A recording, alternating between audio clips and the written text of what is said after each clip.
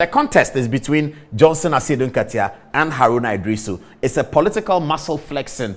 Put the photograph back. I'll come back to the letter in a bit. It's a political muscle flexing that we don't know where it's going to end. Asiedu Nketia is flexing his muscle because he knows that Haruna Idrisu was opposed to his chairmanship. Why? Because when Adam Ibrahim, the MP for Banda, read at his campaign launch that the minority were with him, Haruna Idrisu it was who issued a statement and said it's not true. We are not with Johnson Asiedu Nketia, not necessarily. And so that rift began. It's a power play, clear power play. And that's not necessary in politics, in the politics of a country like Ghana. It's not necessary. Whether it's NPP or it's NDC, it's not necessary. But that's what Johnson Asiedu Nketia is about. He's about power. He's about showing what he can do. And if you go back to listen to the documentary that we put out about the contest, we said that we think of Osampofu is going to win. But if Asiedu Nketia wins, then he's become a very powerful person in the NDC, because only him can run general secretary for a century and then also become national chairman of the party.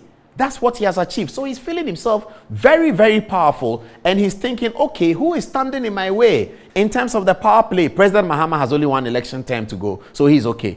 Who else is standing in my way? Haruna Idrisu is standing in his way towards the holy grail, as they say. Haruna Idrisu is the object standing in front of him to the holy grail. So Asiedu Nketia decides, chuck Haruna Idrisu off. That's the power play we are seeing. Let's see how it will play out. Very, very interesting piece. Let's get back to the original letter. The letter that Fifi Kwete put out. So here it is. Let's read it carefully, because Dominic Ayine is saying something. We're going to show you what Dominic Ayine is saying. All right. This is the letter. It says, "Dear Mr. Speaker, the national leadership of the National Democratic Congress wishes to formally bring to you notice the following changes the party has undertaken in its preliminary." Okay, now this gets very interesting. So let's take it one by one. First sentence, it says, the national leadership of the National Democratic Congress. Now, Dominic Ayine is saying that there's nothing called the national leadership of the National Democratic Congress. It's an amorphous term. It doesn't mean anything. Now, he's making a technical legal point, and that's what he himself said, that the point he's making is legal and it's technical. What is the meaning of the national leadership of the National Democratic Congress? So we're going to go into the NDC Constitution, and then we will show you the various groups that are identified about which you can speak when you are writing to the speaker. You can say the functional executive, you can say the national executive, you can say the NDC Council of Elders. So you see this political party letter comes and says that the national executive of the MPP have decided that. The national executive of the NDC have decided that. Sometimes they say the functional executive of the NDC have decided X, Y, and Z, because they have a functional executive. Both parties have Council of Elders. So they say the Council of Elders have said so. The Council of Elders has said. Dominic Ayine is asserting that there's nothing called the national leadership of the National Democratic Congress. Let's get to the NDC Constitution and see if he's right. It's now, 27 minutes to the top of the hour, 10 o'clock. This Good Evening Ghana is live. Okay, so this is the NDC Constitution. Let's begin with Article 23 in terms of how they are identifying the various groups within the context of the NDC, for us to come to the conclusion that Dominic Ayine is right or that he's wrong when he says there is nothing called the national leadership of the NDC. So Article 23(1) of the NDC Constitution says, there shall be a National Executive Committee which shall consist of the following: National Chairman, 6 National Vice Chairman, etc. So this group, National Executive Committee, is identified by Article 23 of the NDC Constitution. So if you say that the decision that you are communicating to the speaker is a decision of the National Executive Committee, everyone knows who made that decision. That's the point Dominic Ayine is making. He was my lecturer, so I think he taught me well, didn't he? Okay, so that's what Dominic is saying, that there is National Executive Committee. So if you name it as National Executive Committee, we know. But when you come and say National Leadership of the NDC, what does it mean?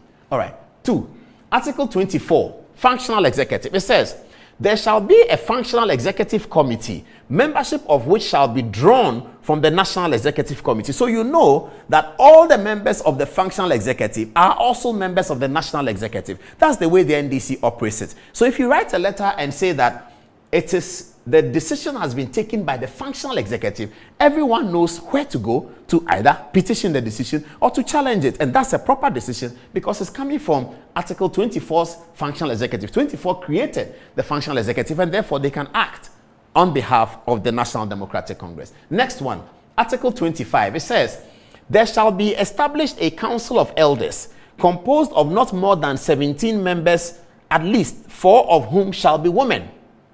So again, if you write a letter from the NDC stable and you say that it is from the the Council of Elders, it makes sense.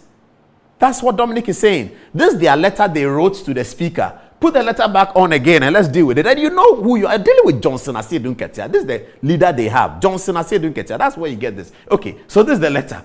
National Democratic Congress letterhead. And I'm challenging the NDC to come and show us historically, when have they ever written a letter that says national leadership of the party? They should tell us.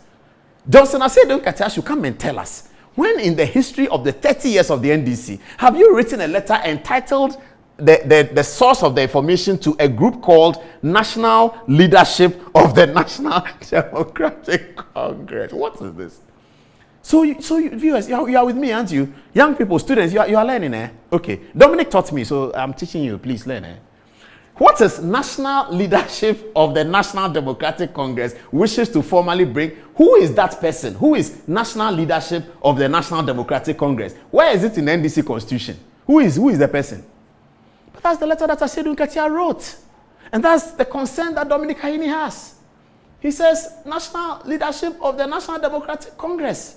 It's not there. There's nothing called National Leadership of the... So the speaker might just write back to them and says, NDC, who is National Leadership of the National Democratic Congress? Who is that? Is it the functional executive? Is it the national executive? Is it the Council of Elders? Is it all of them put together? Is it Congress?